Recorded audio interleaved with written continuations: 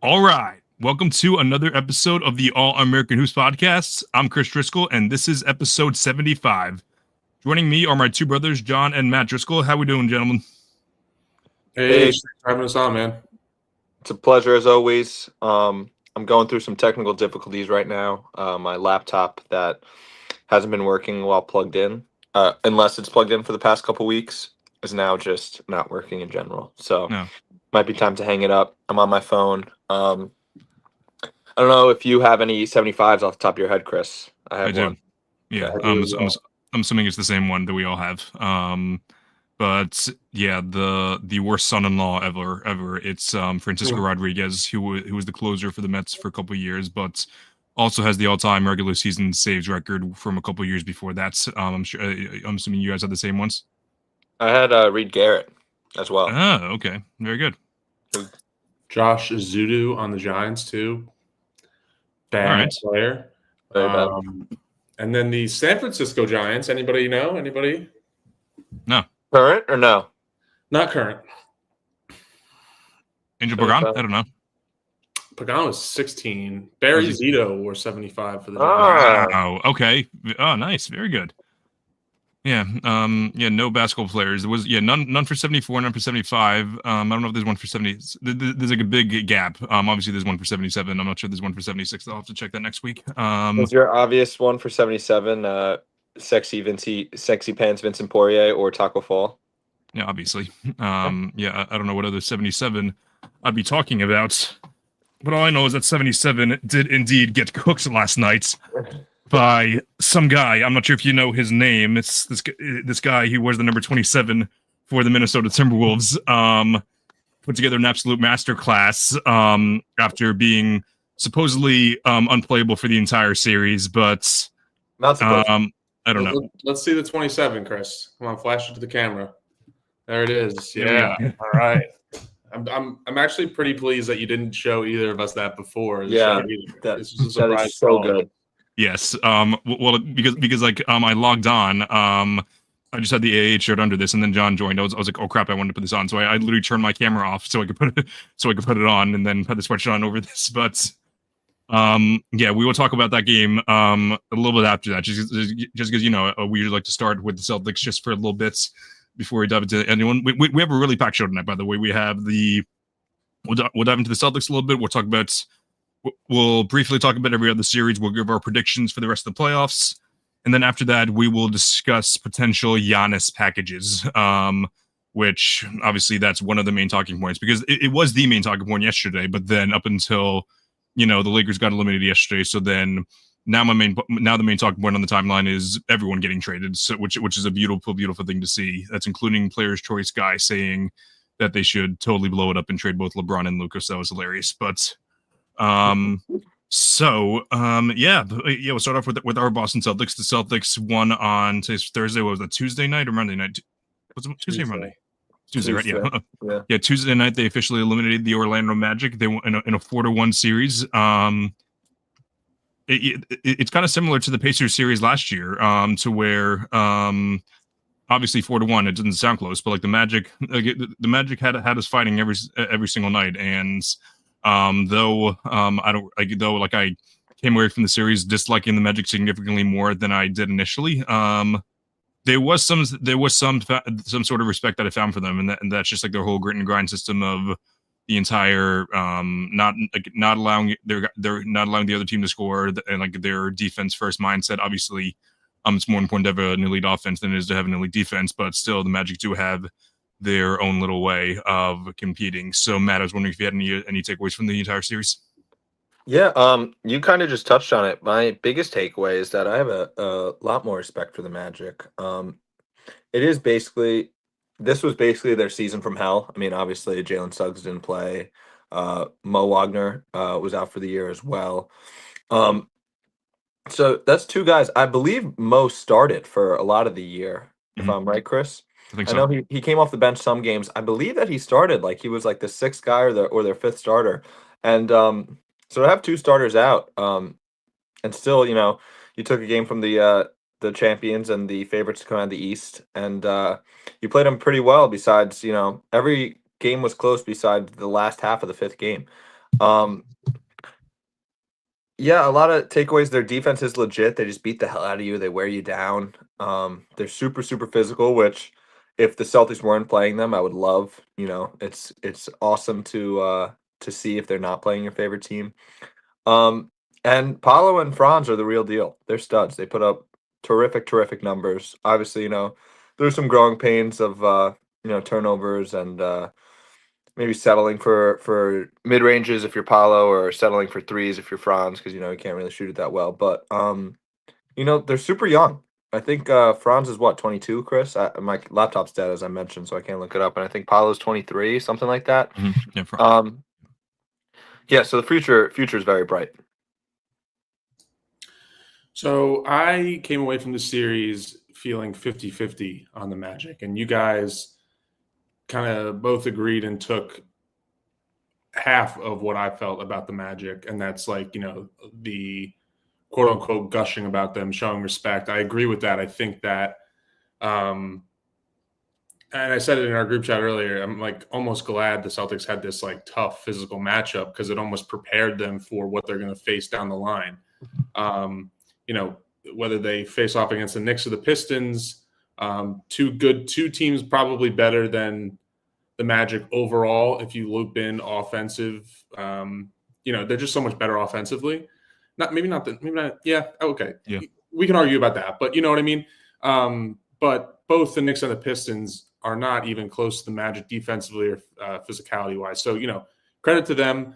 I really like Paolo and Franz as players. I think you kind of saw a lot of the chippiness didn't really come from them. It came from a lot of the role players. Mm-hmm.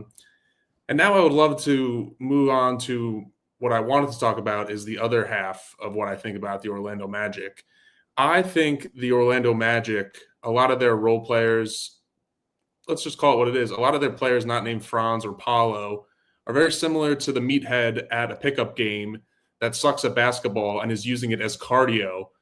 And he's just running around looking to hurt people, looking to throw elbows, making up for the fact that he can't shoot or can't put the ball on the ground and get to the hoop. Everybody hates playing with that guy. People get hurt. It's dangerous. I'm looking at you, KCP. That's the other half of my argument here. It bothered the hell out of me for 5 games, because it did look like, and look, I'm not against the hard foul, the aggressive play, physicality, but there were times where they took it the extra step. And there's a thin line, right? It's hard to toe that line sometimes, playing physical and, stepping over that line to a point where people can get hurt, and people did get hurt. That they were lucky enough that, I guess Jason Tatum's wrist just needed to get jammed, and now he can shoot again, because I think, he jammed it back in 2022, and it's been hot and cold ever since. And ever since he kind of, was it his wrist or his wrist, right? It was his wrist, yeah. I can't remember, because he had a wrist and a thumb a year or two back. But yeah, I think I came away from the series. Franz and Paolo are 2 players I genuinely respect.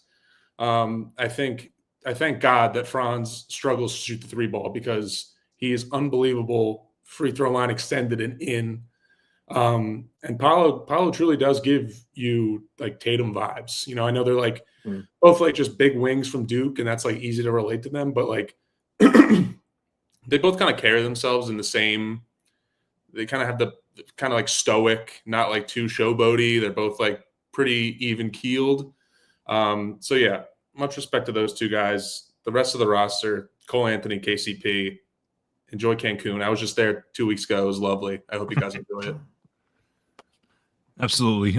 Yeah, great points, guys. And apologies to the audience, even though I forgot to mention at the beginning of the show. I did tweet it out, but that we weren't able to do the show last week. We were in Boston ourselves. We had an awesome time. These unfortunately were not where our seats were. We were able to walk down. This was shortly after Matthew got into an argument with the security lady about she wouldn't take a picture of us, even though she was just doing her job. She was a hero. It was a hero not taking a photo of us. I forgot about that completely. As you can see from my shut eyes in that picture, I forgot about that encounter totally. It's hilarious. This was minutes before, Chris, of if you were going to get there. You go ahead. Sorry, I don't know if we. Okay. We haven't had a pod since then. Oh, I just put that together. No, we have not. No. Yeah, cool. I was on NBA Max on Sunday, but no, we haven't had a pod like this since then.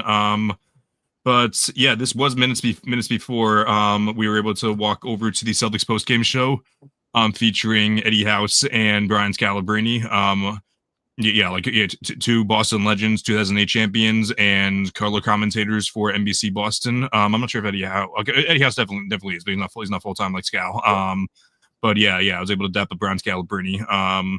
Missed opportunity, unfortunately, wasn't able to invite them on the pod, but at the same time, they're pretty busy, so the chances of them actually saying yes would have been pretty slim. But got some work to do over the summer for sure to catch up on marketing, but we're very excited for that. But yeah, so the Celtics will be playing the winner of the Knicks and the Pistons. We'll dive into which one do we think would match up best with them once we get into our prediction segment. But I do want to just go over recapping the rest of the series. So the first two that I wanted to mention, and I highly doubt we're actually going to dive into them at all, but both one seeds, the Thunder and the Cavs, swept the Grizzlies and the Heat. Do we have any takeaways from these series at all? Yeah, I actually have one. Yeah, go ahead. I'm so happy that Ja Morant isn't my franchise player of my favorite team, because that guy's not kind of a loser. He is a loser. Sorry, Ja, if you're watching this, always welcome on the pod. Feel free to debate me if you want. We'll do that virtual, so you don't fire a weapon at me or anything like that. He's down 2-0, and game 3, he's never shot anyone, Matthew. Yeah, he came close, I think. Didn't he, show a gun to, a 14-year-old or something like that? He never pulled the trigger. So he's like, here's my analogy, Chris. You see what Josh said when he got hurt? They blew the 20-point lead after he got hurt, and he said, I had them figured out. Did you see that? I did see that. No, he did not. And all the comments were like, not all of them. I'm sure there's just 6 burner accounts on Twitter that I saw that got me all fired up. They're like, yeah, he really did have him figured out. It's like that when Kawhi Leonard, when Zaza Pachulia sprained Kawhi's ankle, and the Spurs were up game 1. They were up 20. And everyone's just like, dude, if Kawhi didn't get hurt, the Spurs win that series and the NBA history has changed. It was the first half or the third quarter of game 1. We have no idea what was going to happen for the rest of the series. However, I know what would have happened. Either the Spurs would have lost in 5, or the Warriors would have come back and won in 4. That's what would have happened. The fact that they came back in that game when they were down 27, I think it was 27. It could have been less than that, but by that much, the fact that they came back in that game shows that they were useless without Kawhi. So yeah, they weren't. Kawhi's team wouldn't have been able to beat the Warriors. No. Yeah, and then same thing with the Grizzlies. I'll give you that win. Yeah. So then you go back to Oklahoma City for game 5 and they beat you by 70. Yeah. It was I'm so happy that it's Jason Tatum and Jaylen Brown that, keep their head down. Jimmy Butler coded too, and he's worse than Jimmy Butler. It is worse. But I remember last year Jimmy Butler was like, Boston, New York, that'd be home if I was playing. Well, you didn't, because you got hurt, because you played 25 games in the regular season. I would get so mad, and you couldn't even imagine. You know what, Mark? I could almost imagine Marcus Smart after a couple drinks saying that, "Oh, they're lucky I got hurt." Jaylen Brown and Jason Tatum would never say something like that. There's a select. Because you getting hurt, it's unfortunate, it's unlucky, it sucks. It's on you. Yeah. I don't know who else it would be on. And it's not. Sorry, go ahead. I was going to say, I agree with you on Ja Morant. You got him figured out. Yeah, because nobody's ever had a good game against a team and then gotten steamrolled the next 3 or the next 2, Yeah, and like I said before, Ja, always welcome on the pod. Apologies, gentlemen. There was a massive reflection in my glasses. I only put my glasses on because I just woke up from a nap before the pod. So, but however, it was bothering the hell out of me. So that's why I'm kind of blinking weirdly now. But yeah, I couldn't agree more though. This is coming from someone who was very pro Grizzlies at the beginning of the year. Predicted them to be the 2 seed. My friend Ori B and I, we both predicted Ja Morant to be to make an All NBA team. We were both very high in them. But yeah, nothing worked out. Nothing. Yeah, the goat. Nothing worked out for the Grizzlies this year, and it's hard to not put most of the blame on Ja, if I'm being honest with you, because like Jaren Jackson Jr. was phenomenal all year long. Like, granted, he was pretty bad in the playoffs, and even towards the end of the year, he definitely slipped a little bit. But he was the one that was backpacking them the entire year, because Desmond Bane was fine all year long. He wasn't anything special. But really, yeah, the only bright spot was Jaren Jackson Jr. for most of the year, and I know that Chris Vernon went on with Simmons and Russillo a couple weeks ago, saying like, "Oh no, the Grizzlies. You could still be very optimistic about the Grizzlies. You know, they were the 2 seed when they were last fully healthy and everything like that." At the end of the day, Ja Morant is either can't stay healthy, he's either running into trouble, and they just fired their head coach, which is still baffling to me. Like, it's one thing if they believe that their assistant coach is better than their head coach. You know, like the Celtics were fortunately able to do that, but like I feel like that's the minority. That's the minority, not that's the exception, not the rule. Yeah, the rule. That's what I'm thinking of. But I don't know. Like, yeah, like as someone who's very pro Grizzlies, like I'm sure part of the reason was because Marcus Smart was with them. But the Grizzlies are far closer to the bottom than the top. I can tell you that. But get Santi Aldama some help. Yeah, for real. Exactly. Yeah. He was definitely another one of the positive points. I should say that as well. It's really just like a shame, you know, because I know Ja Morant went to a much lower college. Like I'm making a comparison now because we love comparing, you know, things to the Celtics. I'm comparing Ja Morant to Jason Tatum, both, you know, lottery picks. Jason Tatum was obviously like a higher touted prospect coming out of high school and went to Duke. Ja Morant went to a lower school. But like I feel like coming into the NBA, at least maybe through their first season, both on like similar trajectories, right? And you can see the difference in, you know, Jason Tatum pretty much stays out of trouble, dedicates his life to basketball and his family. That's it. And look, I'm not even asking like young players to do that. Like if you want to go out, like if I was in the NBA and I was like 21, I would party all the time, you know, but to like an extent though, right? Like there's a difference between like going out and partying and going out and doing what some of these guys are doing. So it's just a shame because Ja Morant has all the talent in the world and it doesn't really seem like he's like all the way in on dedicating his life to like the craft, you know, or the game. And I think if he kind of just like shut out all the, you know, want to be a rapper kind of, or like, you know, want to fuck around type of stuff, I think he would be not on Jason Tatum's level or not on like, you know, not like a top 5 player, but like, I think people would take the Grizzlies a lot more seriously. They could make deeper runs in the playoffs. And, you know, if you're the GM or the owner of the Grizzlies, why would you try to go all out and build around this guy? If it was opposite, if he was like, you know, showing his dedication, then yeah, you get better players around him and then you make deeper runs. But I just don't think he cares that much. Couldn't agree more. Yeah, Cavs obviously swept the Heat, so you know, which is really unfortunate because the Celtics traded for KP, and meanwhile the Heat traded for Dame. So I don't necessarily know what happened in between June of 2020, September of 2023, and May of 2024. So rest in peace to the Miami Heat. I couldn't feel less sympathetic towards towards an awful fan base. I think like I know we make fun of the Knicks, we make fun of LeBron fans. I think the Miami Heat fans are the worst fans in basketball. Although like I'm definitely willing to hear other arguments because some brutal people out there on Twitter. We could talk about I guess now we'll talk about the Pacers-Bucks series, which yet again another brutal season ending for the Bucks. 2022, Chris Middleton gets hurt, and then they lose to the Celtics off of Jason Tatum out. Which by the way, one more thing actually is that people always talk about how legendary Giannis was in the 2022 series versus the Celtics. He wasn't the best player on the floor in 3 of the last 4 games. Game 4, Al Horford and Jason Tatum outplayed Giannis. Game 5, Giannis was the best player on the floor. Game 6, Jason Tatum clearly outclassed Giannis. And then Game 7, Grant Williams outclassed Giannis. So, Giannis played great in that series. He was not like Superman and not like the objective best player in the league. He probably was actually, but like it's not like people say like, oh, he was like on the same level as LeBron as far as goes to the best player in the league. That part wasn't true. But yeah, so they lose that series in 7 games. They were the favorite. They probably would have won the finals had they had Middleton been had they won the series. Then Middleton found a way to be healthy, if in my opinion. And then after that, 2023 happens.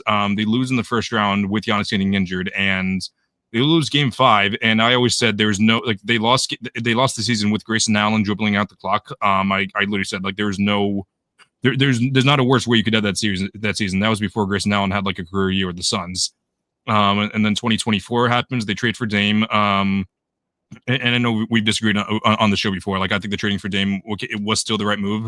Because I think that the Drew era with the Bucks was a dead end.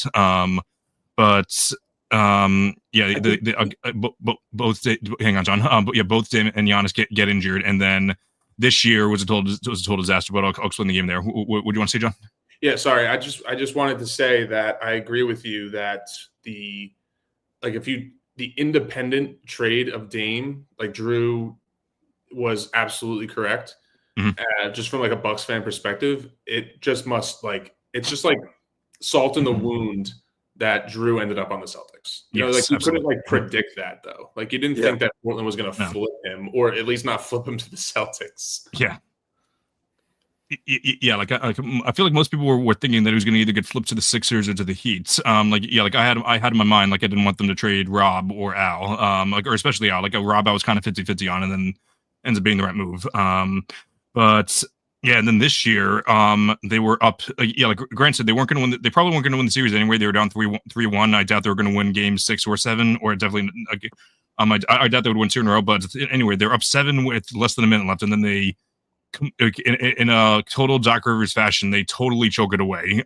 Which I think it's like kind of like, I know that I'm kind of biased towards Doc Rivers, but I feel like a lot of the times teams lose in spite of him, not because of him. Maybe not in spite of him. Like it's more so that they lose with him, not because of him. If I'm putting that correctly.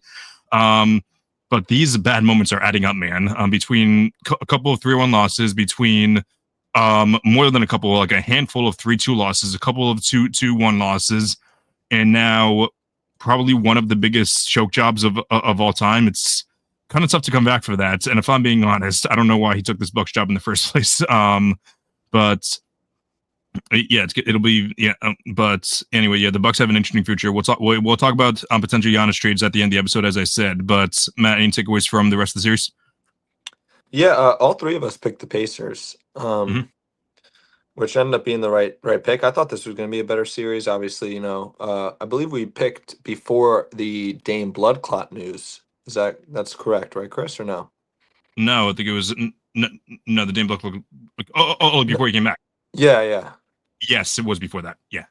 Okay, and then it ended up not really mattering because Dame obviously got hurt in the second game back.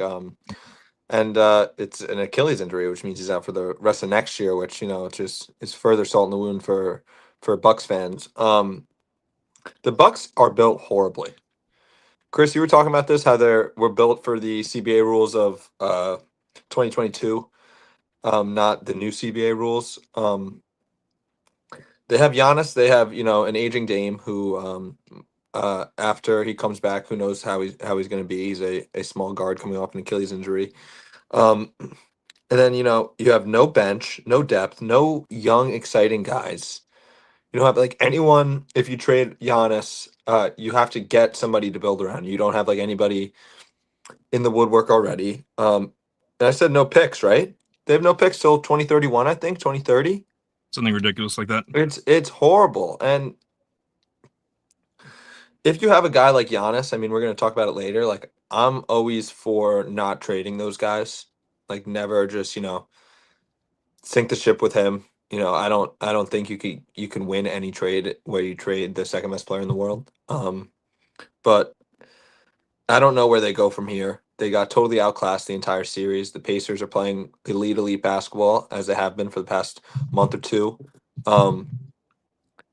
Just the last play was just crazy how Halliburton just blew past Giannis and laid it in. It just like the Bucks were just gassed. They were just done. Like we're not built for the moment. Not not pointing fingers, but somebody on this panel said that they were clearly the second best team in the East at the beginning of the year. That was before the Knicks traded for Karl-Anthony Towns. Okay, all right. It was, and none of us thought the Cavs would be this good as well. That's true, but they're just. I don't think they're in the worst place in the league. I think the Suns are, but they're right there for Suns and Mavs. But they're right there for worst situation in upcoming years. Yep. Yeah, I mean, not much I can add to that. You hit every nail on the head to both of you. As an objective NBA fan, it's a shame. As a Celtics fan, I'm quite enjoying the Bucks' downfall. We've had quite a bit of battles with the Giannis-led Bucks over the course of was the last 6-7 years. But here's the thing: I kind of go back and forth on the whole Giannis thing, and I'm sure you guys do too. It's hard to argue against the numbers, right? If he gives you 30, 20, and 13 in a loss, like those are prime. Those are not prime Shaq numbers. Those are better than prime Shaq numbers. Mm-hmm. Like Shaq was not dishing out 13 assists, and he's giving you top tier defense. I guess my question is, how do you tell? Is this like a wrong thing to say? Are these empty stats? Because every single year outside of 2021 and 2019, he's a first round exit, is he not? 2020. Where do you go 2020? 2022. Well, he lost in the first round to the Heat. 2020, right? And then second round to the Heat. They were the 1 seed. The Heat were the 5 seed. Right. And then my point is a perennial top 3 player in the NBA is losing in the first round in the East consistently. Mm-hmm. And you know what?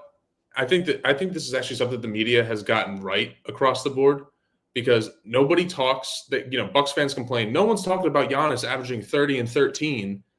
Yeah, they're not, but they're also not talking about the fact that he gets bounced in the first or second round every year. So at least they keep it like pretty consistent across the board. Like don't talk about him.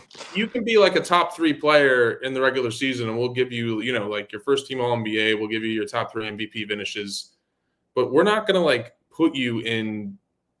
I don't know. I just think it all comes back to winning, and I don't think he's done enough of it. Maybe he'll go somewhere like Miami or even Memphis, or I think Houston possibly. We'll talk more deep into that. I don't want to get ahead of myself, but. And win there. But I don't know. Is his style of play sustainable? Is he like too limited as a jump shooter? It doesn't make sense to me to like think that way, because there have been a lot of players in the past that have won the way he plays.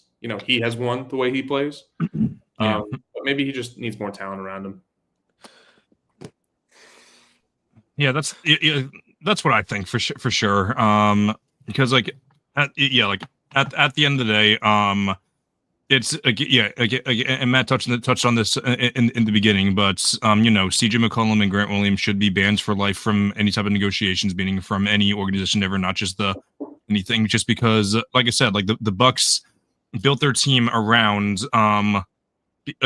or maybe they built the team around the first the original CBA, similar to the Denver Nuggets, to where you have to where you have like 2 foundational players, and you can build the roster below that. If you pay multiple guys towards the top of the payroll, it's really hard to build your team around that. And the Bucks made a risk for Dame, and it didn't work out, and now they're just in the worst situation possible. And I definitely still believe in Giannis. I definitely still believe in his ability to win. But yeah, like you said, John. I think he's a phenomenal floor raiser. Leading the Bucks to the amount of wins here. But I don't. It's kind of similar. It's similar to Luka's style, which is a good segue to second. Like it's similar to Luka, to where, again, great floor raiser, but like you need to have a good supporting cast around him in order to. In order to fit his needs, otherwise it's gonna crash and burn real quick. I would say that Giannis doesn't put up empty stats, John. Like I get what you're saying about him getting bounced. I would say it's more just the team construction. And Chris, I know you're a Doc Rivers guy, but Doc Rivers needs to not be the coach anymore. They can't defend a soul. He's run his course, so it's like it's similar to like, I'm not, I don't mean to bring it back. It's similar to Danny Ainge when he was the GM in the Celtics. He's a great GM, but he's run his course. That's Doc Rivers as a head coach as well. I wouldn't use the term great. I think he was a great coach in his prime. Like even like the year with the Clippers, to where like the year before Kawhi got there, that team had no business being in the playoffs, but they found a way, and I think that Doc deserves a lot of credit for that. Okay. Yeah. But I don't know. But yeah, before we go into our prediction segment, let's talk about the thing that made us all happy last night. Let's be very clear. Not only am I a teacher, I'm also a teacher that has a 40 to 45 minute commute every morning. And there was I still and there was no way I was going to miss the Lakers funeral last night. It was prime hating hours. It was the Lakers losing. It was Luka Doncic getting absolutely cooked on defense, and then LeBron faking another injury. Which like, by the way, like, LeBron fell and then he flopped. I literally tweeted out flopped, and then I saw him limping. I was like, oh crap! And then I deleted the tweet like literally 5 seconds later. I shouldn't have deleted the tweet because he flopped and he started to walk around like that. That is typical LeBron fashion. But excuse me, but yeah, the Lakers cut it down to 2 with like 3 minutes left. I'm like, oh, they might come back. But like I said, they might come back. But like I was still very confident that the Wolves win because the Lakers could not find any way to take control of the game at all. And you know why that happened? It's because they don't have a center. And I don't know what happened exactly. But Rudy Gobert got taken out of the game multiple times throughout the series because of how awful he was on offense. He was very good defensively, but like not good enough to stay on the floor for his offensive efficiencies. Someone must have gotten in his head. Like, I don't know if it was his mom or if it was an assistant coach or if it was Anthony Edwards or if my theory is that it was Nas Reed actually more than anyone. That said, dude, you're 7 foot. Oh, they're 7'2" actually, if I'm mistaken. He's bigger than, yeah. You're 7'2". They don't have a single guy on that floor that's over 6'8". Bully those guys, and that's exactly what he did last night because the Lakers roster is constructed horribly outside of LeBron and Luka, which granted part of that is because they had to trade AD. But I can't like I told you guys this morning. I'm so disappointed in myself for allowing the corrupt media to totally bully me into thinking that the Lakers had a shot at making the finals because they don't have a single center. Their perimeter defenders are Luka Doncic and Austin Reeves. 2 traffic cones on defense. LeBron, who was half and half on the defensive end, although he was pretty elite for most of the series actually in the defensive end. I should give him credit there. And yeah, the Lakers are just not a good. They were just not a good team. They were just not a good team towards the end of the year. Like they had like a really fun stretch there to where they were looking like a top 10 defense when they were going up against some JV basketball teams. But yeah, like I was in a great mood last night.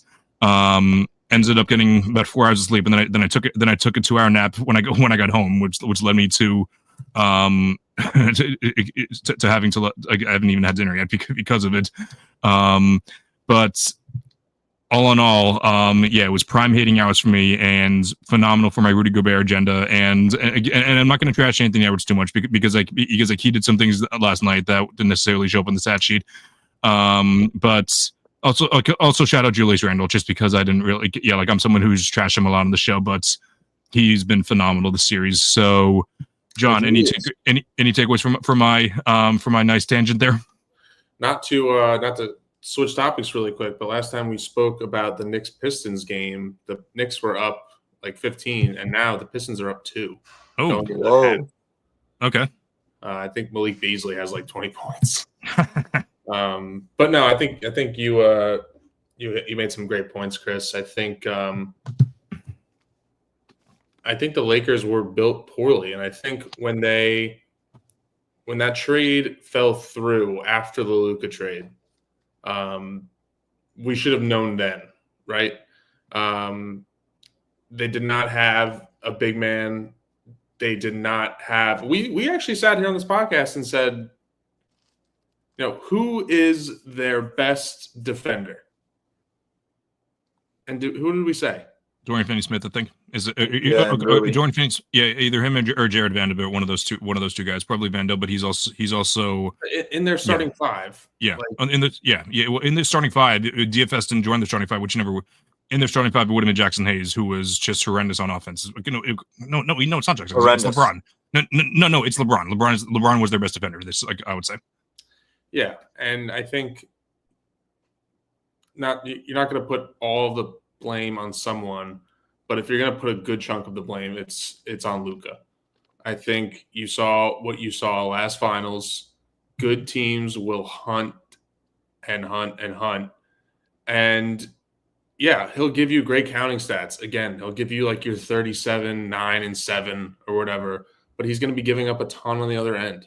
And it's got to be frustrating. And I think I saw this take. It's like, Nico Harrison, awful move trading away Luka Doncic, but it's more now just awful because of how he did it. Like, I think if he traded him away and got like, fringe superstar, fringe star, and like 9 first-round picks, then people really aren't questioning it. Because do you think that he's going to, like, as he gets older, improve on defense? Like, no, this is when he's supposed to be good on defense. And this is like really, really bad. You can watch compilations. You can say like what the Mavs said last year, where their defensive scheme, every offense tries to get defenses into rotation. And Mavs fans were telling us last year that they were trying to get into rotations. It's like, yeah, the Celtics are going to take advantage of that every single time. Anyway, I digress. I don't know where the Lakers go from here. I think there has to be moves made, and it always seems like the Lakers just kind of like, like they kind of just get like gifted things, but they got Luka freaking Doncic in a trade for and only give him 1 pick for it. So yeah. I'm kind of hoping the luck runs out after that Luka thing, and kind of bites them in the ass. But I don't know. Credit to the Timberwolves. I think I picked every single so far. Actually, I picked the Thunder to win, but in the West, bad picks. I picked the Clippers. Maybe they could come back, but it doesn't look too hot. I picked the Rockets. They're down 2. Picked the Lakers. So don't ask me about the West because I am not good at picking there. But credit to them. I think it's going to be interesting. I think they have a good shot at beating the Rockets or the Warriors, honestly. And we can do predictions and stuff, but Real ones picked that in their original bracket. Yeah, you did pick that. Shout out to Matt. Yeah, absolutely. Yeah, I do not let the woke, corrupt media sway my opinions. And I believe in non-analytical hoops. I believe in Julius Randle bully ball. And that's what happened last night. I have many texts from many friends when the trade happened. Shout out Dean Hanrahan. Happy 23rd birthday. He told me that there's no other team in the West that are close, that are on the same level as the Thunder and the Lakers. And the night of the trade, I said their defense is stinky. They don't have a center. They need to figure it out. And that's exactly what happened. And it got exposed. To quote our father, Mr. A.H. Sr., said, the Rudy Gobert-led Wolves. He said you could use that on the pod today. Rudy Gobert dominated last night. And that was maybe the hardest I've ever been laughing at an NBA game. It was so hilarious to watch. We talked about it, Chris, when John was in Mexico, how the Wolves' depth is going to be a major issue for the Lakers because the Lakers, they were pretty thin. We were talking about it, and we saw that in games 5 and games 4 and game 5 with 0 substitutions in the second half from the Lakers, and then they had a couple substitutions in the second half in game 5, but the guys looked tired. Maxi Kleber got minutes. That's how much JJ Redick. He's one of the worst players I've ever seen. He's so bad. He's so bad. I like not to hate. But I'll hate on him. I'm comfortable with that. He stinks. Yeah, I think the Lakers will figure it out. Like obviously, looking back, this clearly wasn't the season. They didn't have a center, but I want to shout out the Wolves. I mean, shout out. You know what? I know, Chris. You don't hate on Anthony Edwards, but you're not a huge fan of him. Same with John. He shot 5 of 19 from the field last night, 0 of 11 from 3. And our big gripe on him is if he's not scoring well, how well does he affect the offensive side of the game? Because he's a good two-way player. And we saw it last night. He, was struggling, obviously scoring the ball, but he kept his head up. He was playing hard defense, and he had 8 assists and 0 turnovers. He was making easy reads. He was making the right plays, and that's the next step in his game, and he was showing it last night. So shout out Anthony Edwards. Shout out Naj Reid before last night. Missed 1 shot in the fourth quarter in the entire series. I think he missed 2 last night. So 3 shots in total in the fourth quarter. That's just Jersey hoops right there. And, the Wolves, I really, really like the Wolves. Julius Randle had the best playoff series of his career.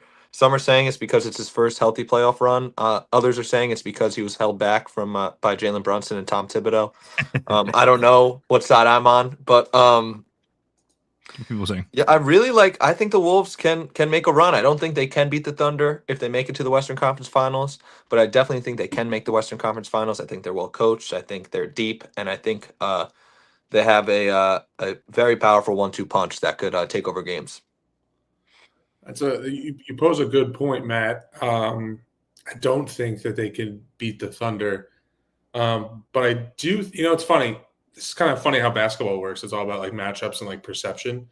And I'm not trying to go too deep, Chris, because I know we're going to do predictions later. But no, it's fine. We got time. Yeah, I think that the Timberwolves could beat the Warriors, but I think that the Warriors and the Clippers have a chance to beat the Thunder while the Timberwolves do not.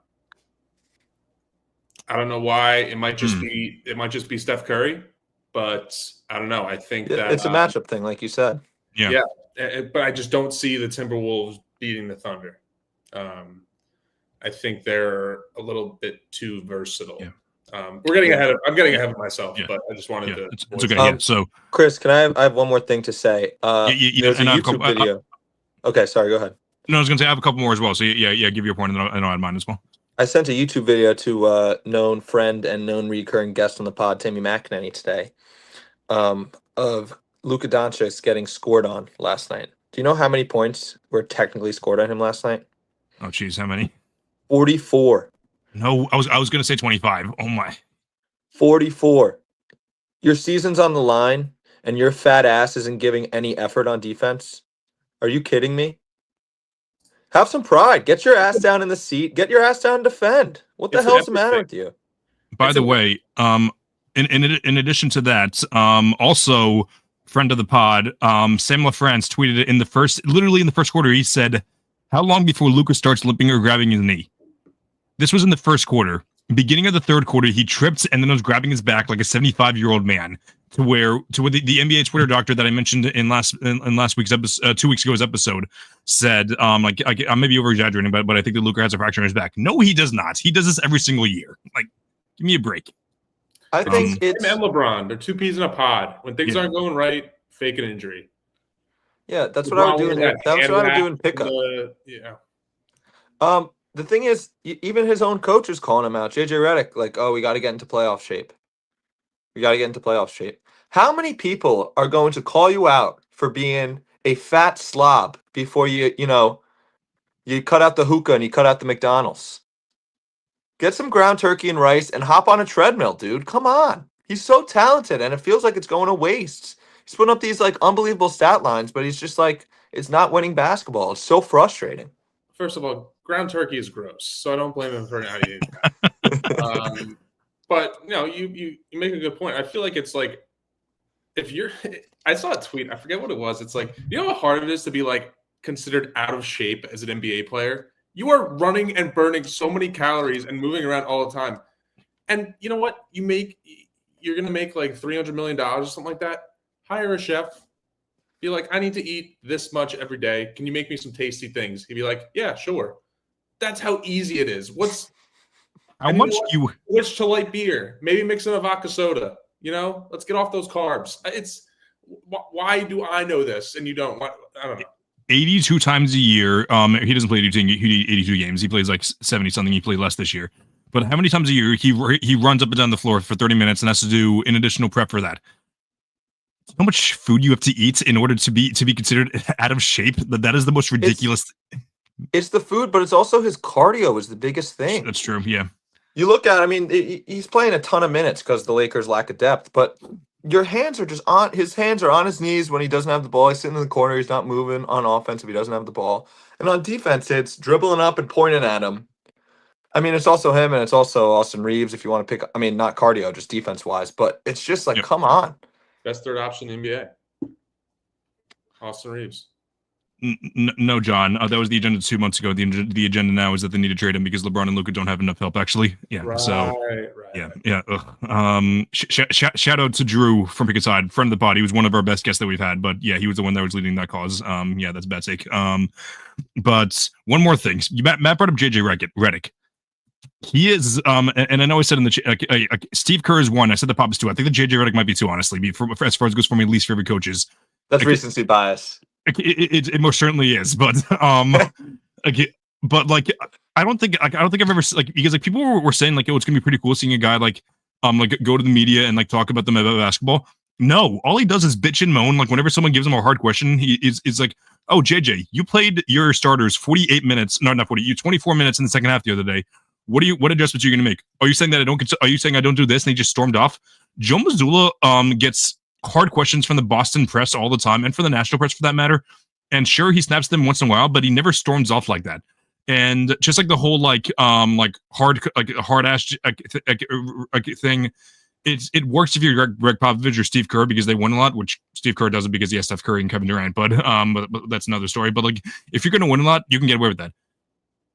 If you granted, he did a great job this year. Like I'm not going to bash him completely, but just like the whole intangibles thing, and which by the way was also hilarious seeing Nick Wright do a complete 180, saying that JJ Redick has a history of what was it that he said? He said he has a history of being too of folding in high pressure situations between him being in like an awful at Duke for his NCAA tournament championship tournament games during the March Madness, between his percentages dropping as a playoff player, even for his role, like his efficiency dropped, and now as an NBA head coach, just got completely outclassed by Chris Finch, because that's actually one of the things that Chris Finch won. I'm just wondering if he saw JJ Redick wasn't going to take out those guys, so his rotation was just okay. Naj, you're going in for 4 minutes. Rudy, you're going in for 2. Dante, you'll be in for a few minutes here, and then we'll put you in for a couple minutes. They were just constantly in and out. So they were just constantly fresh legs, and that was definitely the main reason why they won Game 4. And then Game 5, actually, now that I said it was Nas, it definitely a chance it was Chris Finch that said, "Go Bear, you have a clear advantage here. Let's take advantage of this." So JJ Redick, if there were there's only 3, but if there were 5 or 6 spots for like coaches of the year ballot, he probably would have been on mine, honestly, given given how much the Lakers changed this year. But he was awful this playoffs and definitely didn't hold any type of accountability at all. Yeah, shout out Chris Finch though. I mean, you said he outclassed JJ Redick, which was like that's not really dunking on JJ though, even though like JJ did make mistakes. Like Chris Finch is just he's an unbelievable coach. He did a great job this series. I was very impressed. Absolutely. Cool. All right.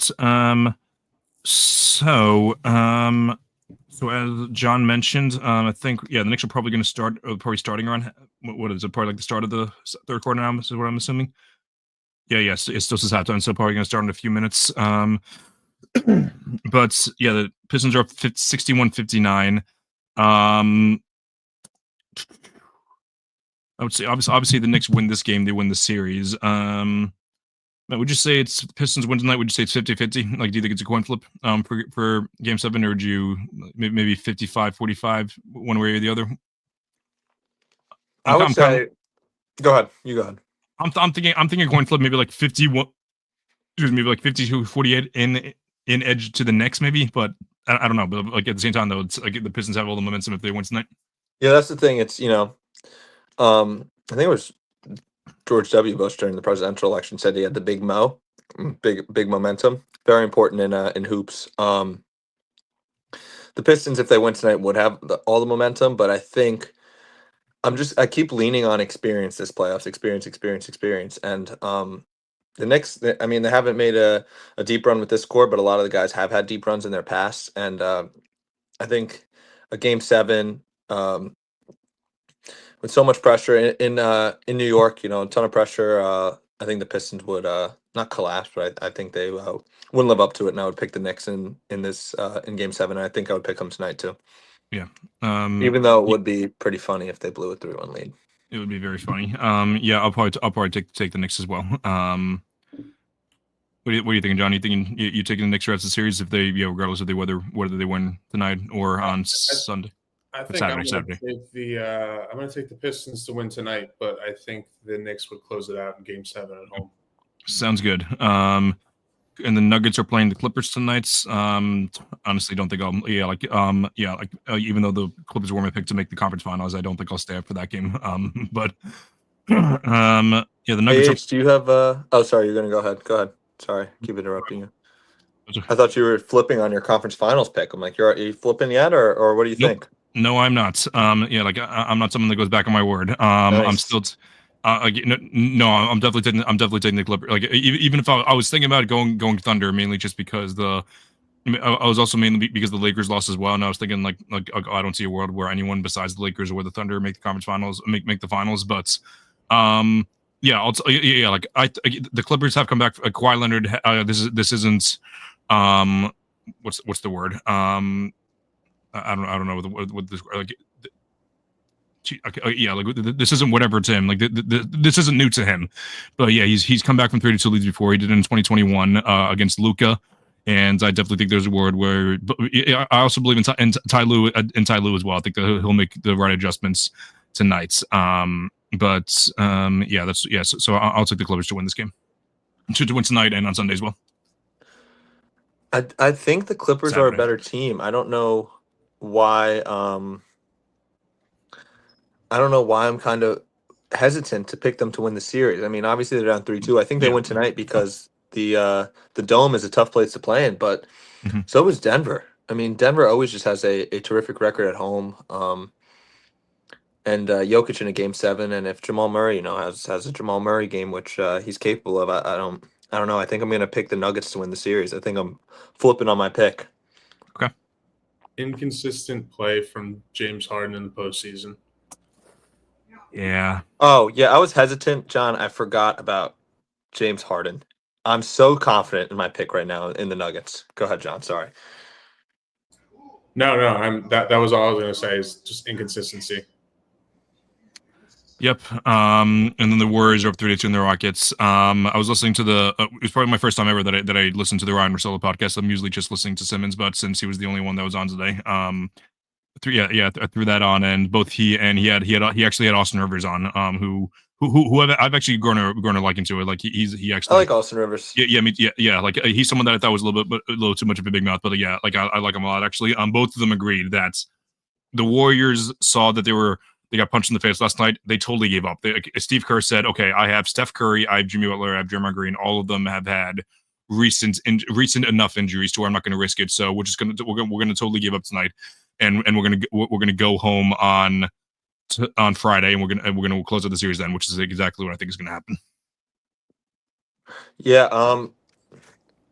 I do agree with that, and like you said, the Warriors gave up. The Clippers did not in Game 5. They came back and kind of made it a game a little bit. I don't know if that means anything for Game 6, but just something to point out.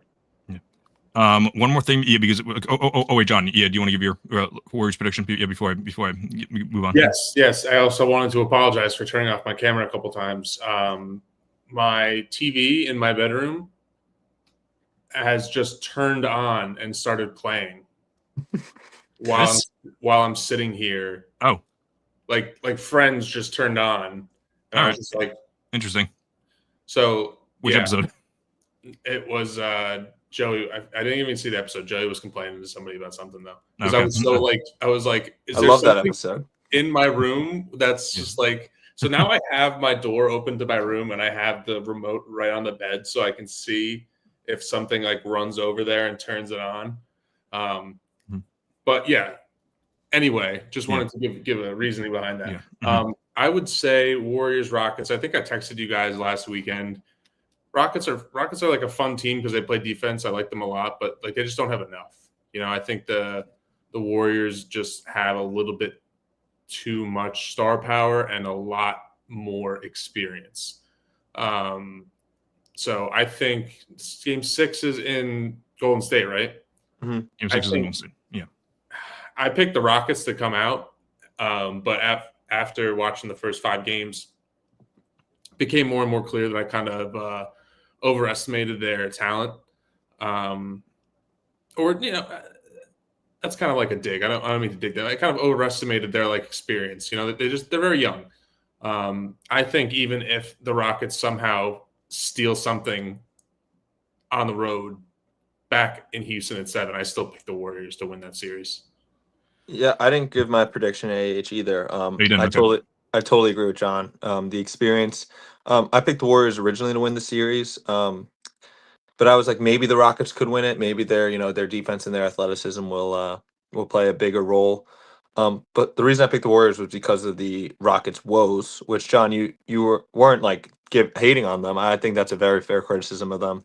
Their offense becomes super, super stagnant at points, and that can't happen in the playoffs. So I'm going to go Warriors in 6, if not Warriors in 7. I think they totally come out of this series. Yep. Email ball.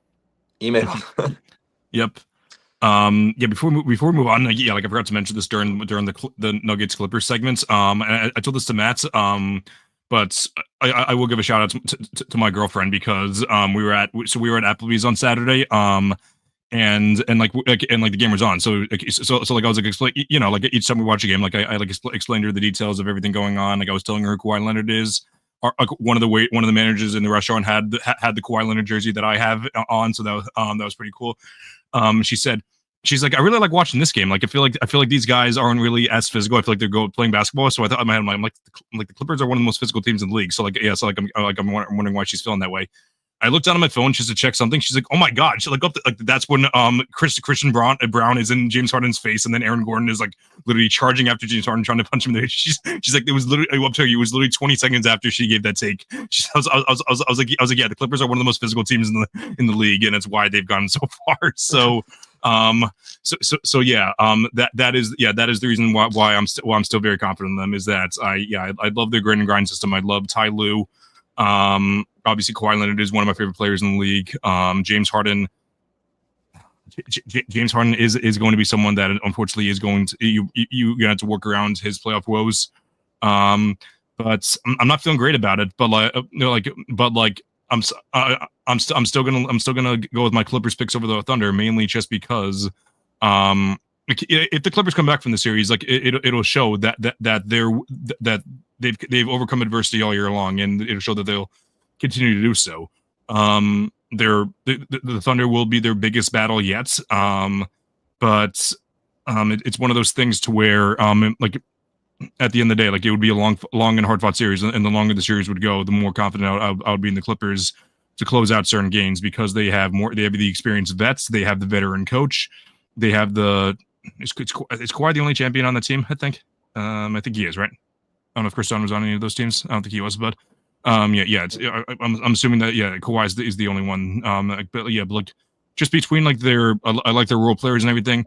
Although if the Thunder did win the series in 5 games, that also wouldn't surprise me either. But excuse me. Isn't it hilarious that I've noticed this through 5 games.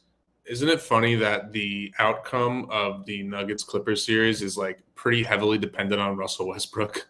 If he has a good Russell Westbrook game, it's hard to beat the Nuggets. Yeah.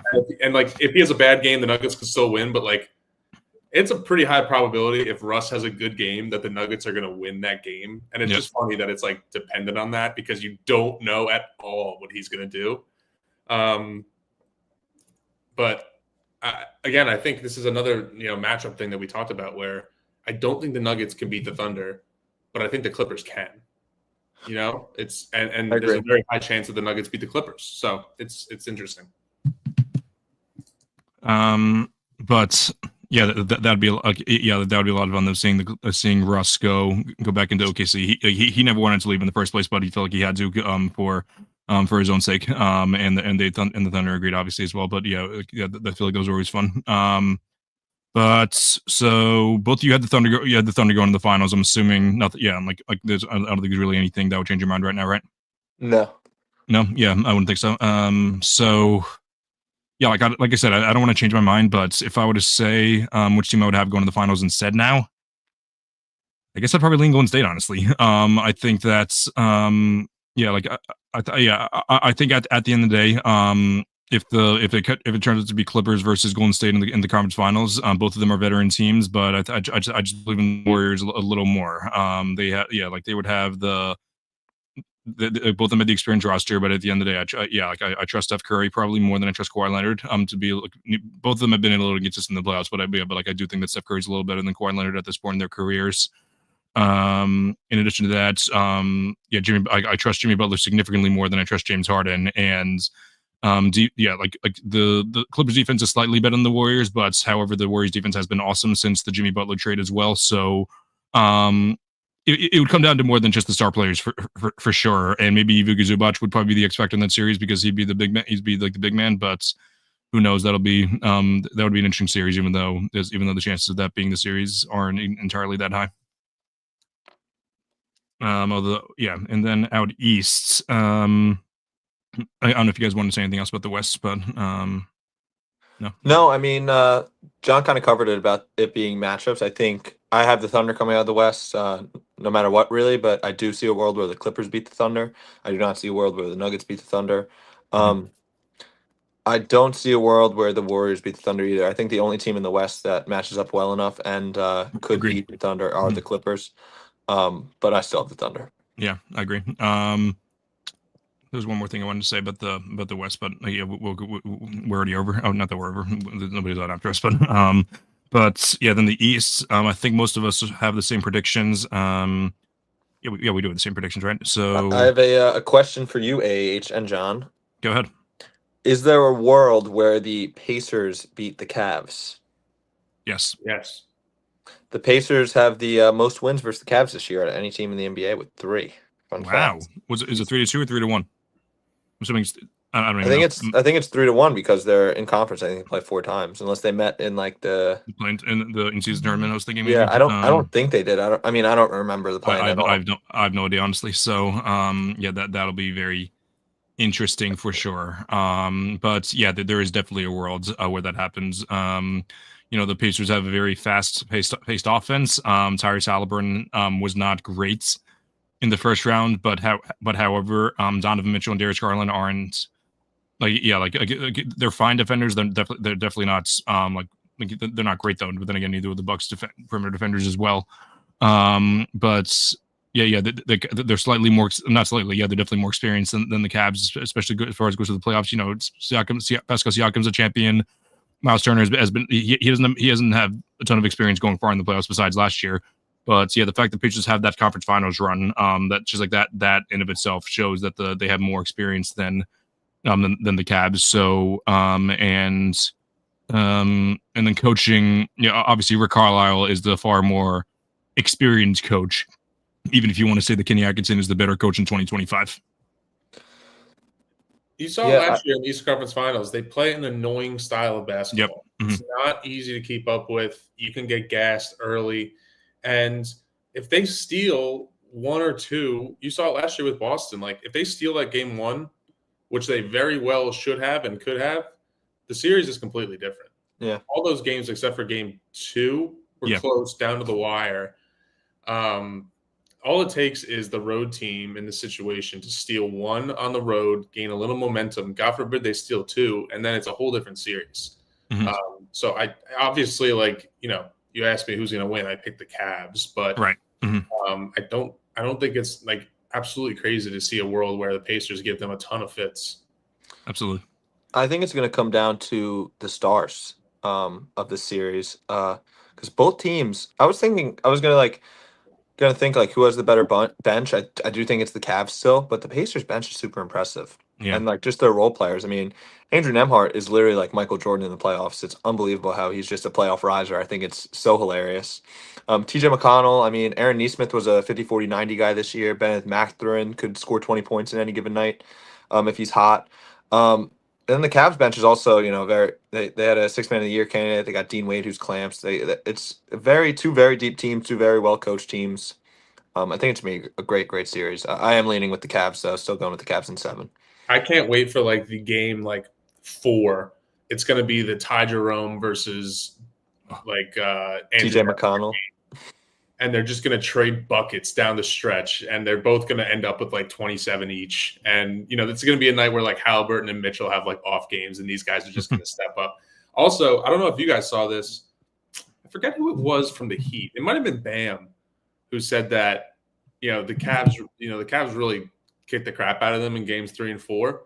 And he was just like, yeah, we felt that they were like better without Darius Garland. Curious what you guys think about that. I forgot who I was listening to. Yeah, like I don't know if it was Russillo or if it was it was Russillo. I think I mentioned him earlier. I don't think that although it sounds like it, I don't think that was a slight at Darius Garland. I just feel like it was one of those things to where he was more so giving his flowers to Ty Jerome than he was to Garland. Just because I feel like NBA players like know this more than we do, that it's not as common as good player a great player leave good player leave good team team plays better without him. Team is definitely better without that player. I don't think I know that for sure. But at the end of the day, Darius Garland is a better player than Ty Jerome. Ty Jerome has been awesome this year. If he played more minutes, I think he could have been in consideration for sixth man of the year. But in a true playoff spot, I would take Darius Garland over Ty Jerome. And he's far more important to the Cavs in my opinion. Yeah, John, that was Kyle Anderson that said that. Shout out Jersey legend. It was Kyle Anderson. That's right. Yeah. Yeah, slow-mo. So I think Chris, I don't know how you don't think that's a slight at Darius Garland saying the team is better without him. I think he's just having Tyler Hero's back there. And, Darius Garland was like, we're picking on Tyler Hero like he's an awful defender, which, fair by Darius Garland. Also super fair by Kyle Anderson to be like, these guys stink with Darius Garland. Like, they're way better without him. Like, I think he's just having Hero's back. I don't think he actually meant it or there's any substance besides him just having Hero's back. Is it crazy to say that Tyler Hero could be considered like a better defender than Darius Garland? I don't think that's ridiculous. They're both trash. No, it's not. Yeah. No, it's not crazy. No. Yeah. Would they be the best defender at our St. Dennis runs Wednesday nights or? Probably. Yes, that was a joke. Doug Wells has something to say. I gotta text Doug, tell him I gave him a shout out tonight. Does Doug even know that we have a podcast? What if he watches every single episode, Chris? How are you gonna feel? That wouldn't surprise me at all, actually, as well. Yeah, he's pretty shy. So, I could totally see him just laying in bed watching on his phone. The Knicks are currently up 10 with 5 minutes left to go in the third. So I have a feeling that they'll pull away from that. Which, by the way, I want to give a shout out to my student. I doubt that. I don't think he watches the show. I think he only watches my TikToks. Every day after class, he's been telling me, like we used to do this a little more in the beginning there, but now it's the playoffs. He's like, Mr. Driscoll, we got to talk. Okay, how do you think we're going to do tonight? And you could tell that he's very much a sports fan because every time I say like, oh, you guys are gonna be fine. No, he's a Knicks fan, but he says like, oh, dude, I don't know. He doesn't want to jinx it himself, so he's learned well from his father probably. But Smart. So I just want to give him a shout out. Shout out to my guy right there. Obviously we're all still on board with the Celtics over the Cavs in the conference finals, and then the finals would be either Celtics Thunder or the Celtics Warriors. Celtics being the Warriors in the finals would be super refreshing. Getting revenge on both the Warriors and on Jimmy Butler would be phenomenal. And it also would be nice to not have to watch Draymond Green's stupid face on TNT. Instead, we'd have to watch it on the floor as well. And then again, he actually might try to hurt Jaylen Brown or Jason Tatum. So maybe that's not a good thing either. But then again, Lou Dort would probably do the same thing for the Thunder. But regardless, we're going to have to worry about players hurting each other. But so that's the unfortunate part of it. I would love the Warrior Celtics in the finals. Yes, that would be phenomenal. That's like the only, how like last year was like us as like super fans, that was like the first championship for the Celtics that we watched. Mm-hmm. Like beating the Warriors this year would make it better than last year. Absolutely. Yeah. Like, because I think if they beat like the Thunder, it'd probably feel the same as last year. Maybe even like a tick down just because it was like second. Back-to-back is hard to do.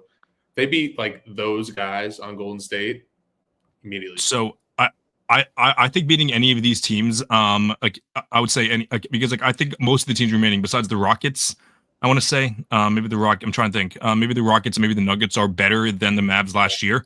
So I think regardless, I think my take is actually that this is going to be better feeling this year.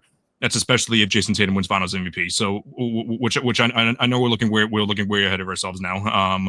But yeah, like there is a lot to look forward to. As long as the Celtics just keep doing what they're doing, like yeah, like you're gonna like they're gonna have like the one bad game in the series, like that's a given. But as long as they just keep on going along as business as usual, making the proper adjustments, which Joe Mazzulla has been phenomenal at all year long. Which by the way, no one gave Joe Mazzulla his flowers by the way, because people were saying like the Celtics ran into that wall. People were saying like, oh, Joe Mazzulla can't handle the midseason. The midseason wall, but they still won 60 games. So they still found a way to win 60 games. So, and I didn't hear a peep about how Joe Mazzulla was able to get his team to do that. Definitely looking forward to the rest of the playoffs and really hoping that the Celtics continue playing how they play and hopefully play even better, especially with how awesome Jason Tatum's playing. Which, by the way, we talked about this in the entire Celtics series. We didn't talk about how awesome Jason Tatum was after Game 1. So. Shout out to our franchise player there. Anyway, speaking of franchise players, what was that? Top three. If things work out this year, it might be top 2, honestly. But like yeah, right now he could be top 2 after this year. It could be yeah, but like yeah, that's for another day. Hopefully in a couple weeks. Anyway, speaking of franchise players. Let's talk about players that could trade for Giannis. So if the Bucks have, I'm sure the Bucks are a classy organization. I'm sure that like they have their GM who's like very professional. I'm sure they're gonna have a sit down with Giannis and say, okay, who do you want to be traded to? I'm sure they're gonna do that, and I'm sure that at the end of the day, Giannis either wants to. I'm sure wherever he wants to get traded to, I'm sure his top priority is gonna be winning because I think that I really think that he enjoys Milwaukee. I think that he likes the fans there. I think that he enjoys being a not like part of a huge market, like being like he's a kind of similar to Jokic. Obviously no one's like Jokic to the extent of like wanting to be private, but like even though Giannis has like that charismatic personality, like I do feel like he does enjoy the private. I don't know if you like the private life. I don't know if you guys agree with that. Yeah, he just like hangs out with his family, like it's you know his family's in Milwaukee. Like I totally agree. Yeah, like I don't think he would necessarily care for just go like wanting to definitely go to like either Miami or the Lakers or I'm trying to think of like another like big city even New York. Like, New York, like the Knicks. But I did come up with the list of teams. Like I did like narrow it down to 18 teams, I think, or 17 because I did write down the Bucks. But so the Cavs, the Celtics, the Knicks, the Pacers, the Pistons. I don't think he wants to go to the Pistons actually, but yeah. So the Pacers. I don't think he wants to go to the Pacers anymore, especially if he would have to play with Tyrese Halliburton. So we'll take the Pacers off the list as well. So only 3 teams in the East, by the way. Only 3 teams in the East. Which, by the way, someone tweeted. I think it was Joel Moran who tweeted out that Giannis getting traded would make the East versus West comparison even more lopsided than it already is. Excuse me. And I forgot the Magic are on this list as well. So the Magic would be another team. Giannis going to Disney would be another thing to fit his personality as well. The Thunder, the Rockets, the Lakers, the Nuggets, the Clippers, the Wolves, the Warriors, Grizzlies, and Spurs. The Lakers and the Warriors likely do not have the draft assets. Although I did come up with the draft package for the Lakers actually. That package would be Austin Reeves, Dorian Finney-Smith, Rui Hachimura, Dalton Connect, and 2 or 3, probably 2 first-round picks and like 1 second. I feel like 29 teams could beat that. Probably. Although that depends on how much you value Austin Reeves is the question. Which his draft value is far lower than it was heading into the playoffs. Like that makes me think that the Celtics could trade for Giannis without giving up Jaylen Brown.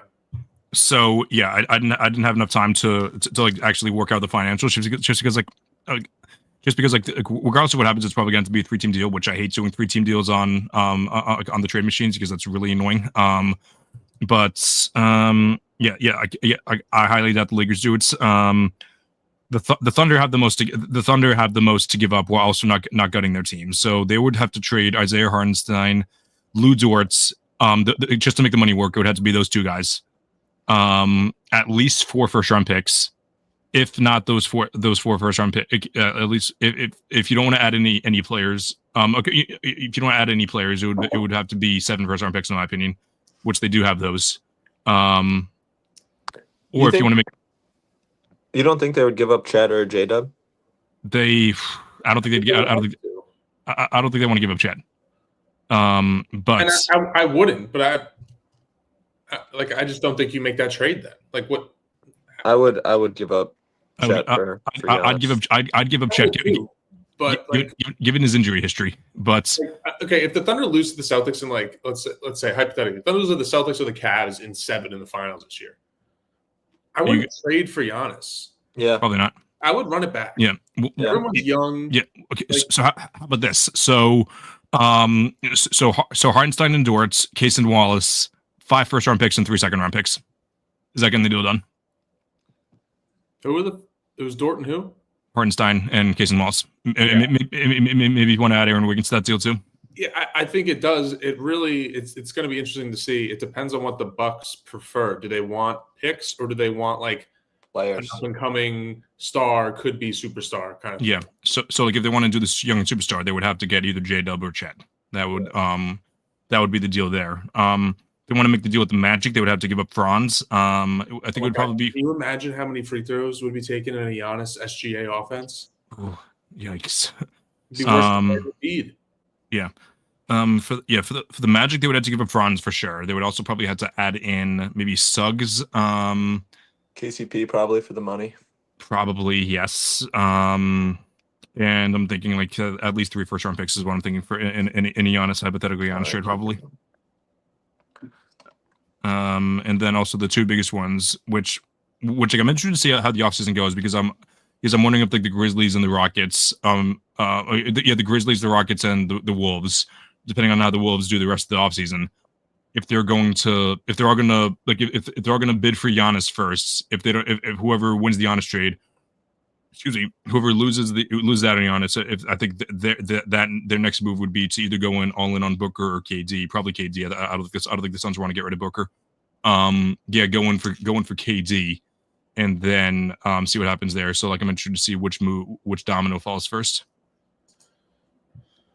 And then I know that Sham said today that there's going to be some roster shakeup for the Celtics, which I know that a friend of the pod, Noah Dalzell, tweeted out saying, like, it's funny how Sham said something that everyone knows what's going to happen, but everyone's reacting to it with like all these trades now, and like we don't have to get into it with the Celtics just because I don't want to talk about trades already, given that they haven't been, given that's not like their season isn't over yet. But it is more than likely that at least one of Drew or KP will be traded. That being said, as well, it's just like I don't know what the rules are exactly for the trades, but like it's very hard to do like a 2 or 3 for 1, while also saving money. If I'm not mistaken. So I'm not sure there. But back to Giannis. Is there anyone like outside the Thunder who do you think has the best either the best shot or has the most assets? I guess the Rockets would be the next team as well. Yeah, because you trade either Jalen Green or Sengun, and I'm assuming that Sengun is way more valuable at this point. And you throw in Reed Shepherd, who was a 3rd overall pick last year. Then I would think you would throw in Fred VanVleet for the money too. I think he's a free agent. VanVleet, really? I think it was a 3-year contract when he signed a couple years ago. Oh, yeah. Guys, the Celtics have a great package for Giannis. They do. I don't want to be like that guy, but with this report coming out that they're going to shake things up because they have to. And I think we all thought of KP and Drew as those 2 guys. But I don't know. I don't know. like I said, it kind of all comes down to what Milwaukee wants. Do they want picks or do they want players? So I think the only way that the it looks like there's gonna be significantly more details there, but looks like to make the money work, I think you'd have to include both Dylan Brooks and Steven Adams. If the like at first, maybe if you want to replace Steven Adams with Jalen Green to make the trade value go up, probably. So probably so Dylan Brooks, Jalen Green, Reed Shepherd, and 3 first-round picks. That deal doesn't touch the Thunders, but again, do the Thunder want Giannis? Yeah, that's the thing. It's just like So it's just so hard in today's NBA. Like obviously, it might be a silver lining here that like casual NBA fans are going to be forced to talk about actual basketball and not just talk about where players are going to be going in the offseason anymore. But I don't know. I like talking about these things, but it's getting a lot harder to because I don't even know. Let's say he's like, I want to stay in Milwaukee for my entire career. The Bucks could just be like, yeah, we're not trading him. Like, why would we trade the second best player in the world? That's another huge issue with Dame tearing his Achilles in a series that they would have lost anyway, because now you can't even trade him for anything. Yeah. At least like trading Dame, you could get like his contract off the books. Like there's some rotational guys, which is what they were lacking. I don't know. Yeah, it'll be very interesting for sure. Then the last team I want to just touch on is the Wolves. The Wolves, it'll be interesting to see. Yeah, obviously this is the second year in a row that they've overachieved in the playoffs. They beat the Nuggets last year, which no one saw coming, and the Lakers this year, which obviously some people saw coming, but at the end of the day, definitely still an upset. And like there's, I would say I would give the edge to the Warriors in a playoff series against the Wolves, but it's as close to a coin flip as it is. So regardless of what happens, I obviously you'd still want to go in for Giannis, but I don't know who they'd give up. Like it would probably have to be a very similar trade to what the